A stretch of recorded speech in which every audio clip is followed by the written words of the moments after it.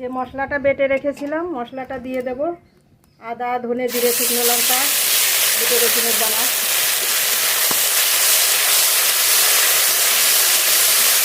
একটু জল দিয়ে মশলাটা ভালো করে কষিয়ে নেব।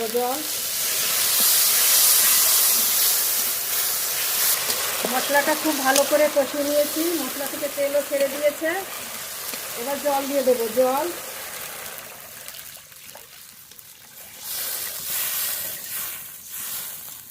স্বাদ মতো লবণ, হলুদ গুঁড়ো। ঝোল খুব ভালো করে ফুটিয়ে নেব। ভেন্ডি দিয়ে তরকারি রান্না করব। ভেন্ডি ভালো করে ধুয়ে নিয়েছি, এবার কেটে নেব।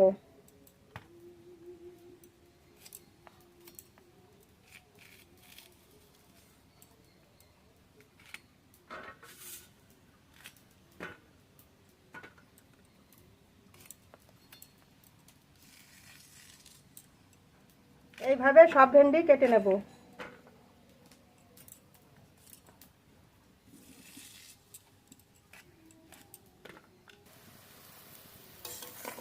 ঝোল খুব ভালো ফুটে গেছে। এবার মাছ দিয়ে দেবো। ভেজে রাখা শোল মাছগুলো দিয়ে দেবো।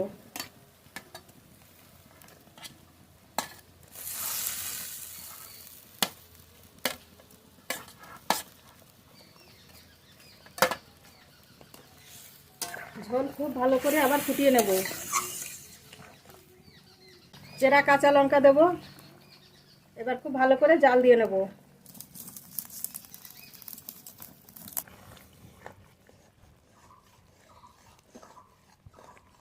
শোল মাছের ঝোল রান্না হয়ে গেছে। গরম মশলা দিয়ে নামিয়ে নেব। গরম মশলা,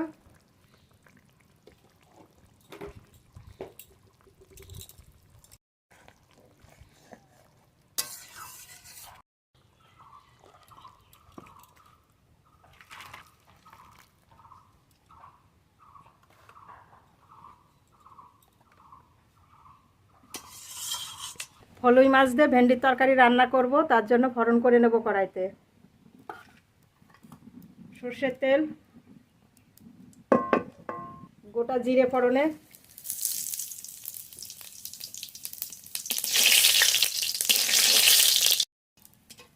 জিরে, কাঁচা লঙ্কা বাটা,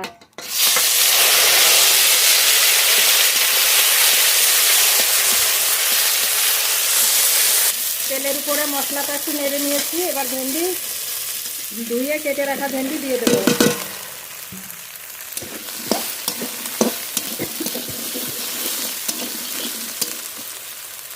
স্বাদ মতো লবণ, পরিমাণ মতো হলুদ।